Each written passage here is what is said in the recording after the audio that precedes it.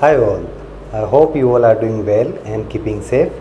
My name is दीपक। आज हम बात करेंगे कोविड-19 के बारे में, क्या मिथ है और फैक्ट्स क्या क्या हैं, जिसे हम हिंदी में जो हम बात करते हैं कि क्या अफवाह है और क्या सच्चाई है इसके बारे में। मुझे लगता है कि आप में से कई इन सब के बारे में जानते होंगे, आपने कहीं पढ़ा होगा, सुना होगा, लेकिन अच्छा है कि हम आज इनके बारे में रिवीजन ज़रूर करें। पहला जो चीज़ है वो है, जब कोविड वायरस आया था पिछले साल, तो आपने देखा होगा, सुना होगा कि हाइड्रोक्सी क्लोरोक्विन जो ड्रग आती है उसके लिए कहा गया था कि ये काफ़ी हेल्पफुल है। कोविड के पेशेंट्स में दिया भी गया था, काफ़ी जगह उसकी कमी भी हुई थी। ये जो ड्रग है ये मलेरिया के उपचार में काम आती है, रूमेटॉइड आर्थराइटिस के उपचार में काम में आती है, लेकिन ये दिया गया था। तो इसकी सच्चाई ये है कि अभी तक रिसर्च ये सजेस्ट नहीं करता है, ना ही कोई डेटा अवेलेबल है which says that this drug is effective in treating covid positive patient. तो ये आपको पता होना चाहिए, इसलिए आप इसका स्टॉक नहीं करें। दूसरी जो चीज़ है वो है डेक्सामेथासोन इंजेक्शन। ये भी आपने काफ़ी देखा होगा, सुना होगा और अभी भी देख रहे होंगे कि डेक्सामेथासोन इंजेक्शन जो है उसकी काफ़ी ज़्यादा स्टॉकिंग की गई, लोगों ने घरों पे लाके रख लिया उसको। ये कोर्टिकोस्टेरॉइड होता है और ये जो है कोविड में कोई हेल्प नहीं करता है अगर आप माइल्ड टू मॉडरेट लेवल पे इन्फेक्टेड है। हाँ, लेकिन कुछ सीवियर पेशेंट्स जो होते हैं, जो आईसीयू में एडमिटेड हैं, उनको ये दिया जाता है। अगर उनके डॉक्टर को लगता है कि इसकी ज़रूरत है, इससे मदद मिलेगी, तो ये दिया जाता है। और कुछ लोगों में ये साबित हुआ है कि इससे रिलीफ मिलता है, लेकिन मेजॉरिटी में इसका अभी तक कोई एविडेंस नहीं है जो कहा जा सके कि डेक्सामेथासोन से कोविड-19 पॉजिटिव पेशेंट्स को ट्रीट किया जा सकता है या उससे बहुत ज़्यादा कोई फ़ायदा होता है। तीसरी जो बात है वो ये है कि ये भी कहा गया है कि अगर आप एक्सरसाइज करते हैं तब भी मास्क पहन के रखें। जो सुनने में आया, जो मुझे थोड़ा अजीब लगा, फिर मैंने रिसर्च किया तो मैंने ये देखा कि ऐसा कोई भी एविडेंस नहीं है जो ये कहता हो।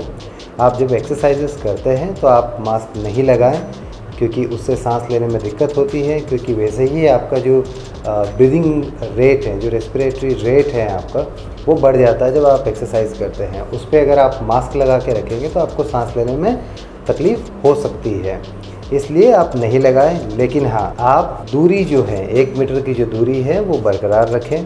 अगर आपको लगता है कि आपके आस पड़ोस में कोई पॉजिटिव है तो आप खुले में एक्सरसाइज नहीं करें, आप अपने घर में करें, घर की बालकनी में करें, विंडोज़ ओपन करके फिर आप एक्सरसाइज करें। अगली जो चीज़ है वो काफ़ी इंटरेस्टिंग है, जिसमें ये कहा गया है कि सर्जिकल या आप यूँ कह लें मेडिकल मास्क जो आते हैं वो ज़्यादा देर तक लगाए रहने से उसमें ऑक्सीजन की कमी हो सकती है बॉडी में और CO2 इंटॉक्सिकेशन हो सकता है। लेकिन ऐसा कुछ भी नहीं है कि इससे आप, अगर आप सर्जिकल या मेडिकल मास्क ज़्यादा देर तक लगाए रखते हैं तो आपको ऑक्सीजन की कमी हो जाएगी। जी नहीं, बिल्कुल नहीं, ऐसा एविडेंस नहीं है। हाँ, कुछ चीज़ें हैं जो आपको तकलीफ़ हो सकती है, आपको डिस्कम्फर्ट हो सकता है, सांस लेने में थोड़ी शिकायत हो सकती है क्योंकि आप मास्क लगा के रखें, पसीने से आपको इरिटेशन हो सकता है, ये सारी चीज़ें हो सकती हैं। लेकिन आपको इससे ये ऑक्सीजन कम हो जाना और CO2 इंटॉक्सिकेशन हो जाना, ये बिल्कुल गलत बात है, ऐसा इसमें बिल्कुल भी नहीं होता है। अगली जो चीज़ है वो भी काफ़ी इंटरेस्टिंग है। बहुत सारे लोगों को कन्फ्यूज़न हो सकता है कि क्या हम ये सिचुएशन में स्विमिंग के लिए जा सकते हैं।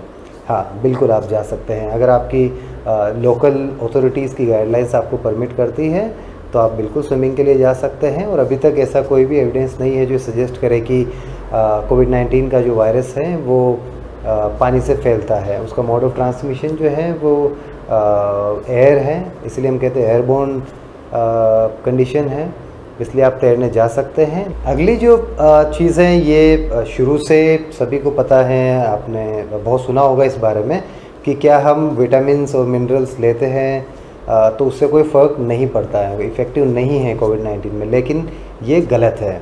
अगर आप विटामिन्स और मिनरल्स लेते हैं, जैसे कॉमनली यूज़ जो है वो है जिंक और विटामिन सी। जिंक आपको 40 mg टेबलेट्स दी जाती है। विटामिन सी जो है वो आपको चूसने के लिए दी जाती है 500 mg। बड़ों में और बच्चों में डोजेज वेरी करता है, इससे आपको फ़ायदा मिलता है। इम्यूनिटी इससे आपकी इम्प्रूव होती है और कोविड-19 इन्फेक्शन से फाइट करने में आपकी हेल्प करती है। लेकिन इसमें जिस एविडेंस की कमी है वो ये है कि अभी तक इसके डोजेस क्या होने चाहिए उस बारे में कोई भी ज़्यादा इन्फॉर्मेशन नहीं है।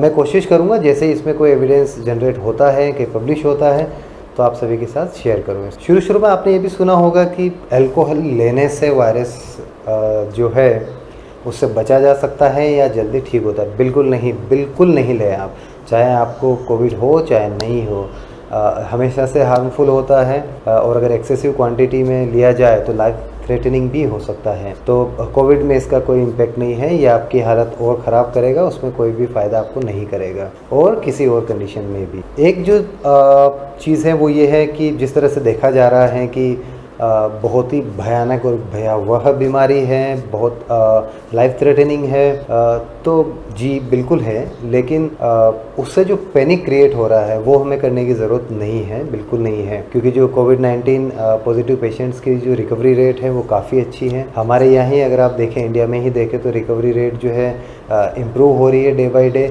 और जो हम न्यूज़ में डेथ्स देख रहे हैं कि नंबर ऑफ़ डेथ्स जो है डे बाई डे इंक्रीज़ हो रही है, वो नेचुरल कैलकुलेशंस हैं। नेचुरल का मतलब ये है कि जब आपके केसेस इंक्रीज़ हो रहे हैं, इतने केसेस आ रहे हैं, तो डेथ के नंबर भी बढ़ेंगे साथ में। तो प्लीज़ पैनिक नहीं होए, कोविड अप्रोप्रिएट बिहेवियर को फॉलो करें, उसका पालन करें, दूरी बनाए रखें, घर से बाहर बिल्कुल नहीं निकलें जब तक कि अति आवश्यक ना हो। और अगर आपको बहुत ही ज़रूरी है, कंडीशंस हैं या कोई सिचुएशन है जिससे आपको बाहर निकलना है, डबल मास्क लगाएं, 1 मीटर की दूरी रखें, हैंड वॉश करें, सैनिटाइज़र का उपयोग करें, बार बार हाथ जो है आपके नाक पे और मुंह पे नहीं लगाएं, और आप पे जो ट्रीटिंग डॉक्टर है उनमें फेथ रखें, कॉन्फिडेंस रखें। अगर आप पॉजिटिव हो भी जाते हैं तो ये ज़रूरी नहीं है कि आपको हॉस्पिटल में एडमिट होके ही आपका ट्रीटमेंट होना। ये भी जो एक सिचुएशन है वो देखने को मिलती है कि आप पॉजिटिव हैं, लोग पैनिक करते हैं, हॉस्पिटल जाते हैं, जाइए, अच्छी बात है, कंसल्ट करके घर आइए। जब तक आपका डॉक्टर आपको नहीं बोलता, एडवाइस नहीं करता है कि आपको एडमिट होने की ज़रूरत है, तब तक आप घर पर रह के भी, आइसोलेशन में रह के भी ट्रीटमेंट घर पे लेकर ही आप इससे रिकवर हो सकते हैं। I hope this is useful, and if you like the video, please do share with your friends and colleagues, and please subscribe the channel. I'll be posting informational videos in future as well. Thank you very much for watching the video. Take care, stay safe.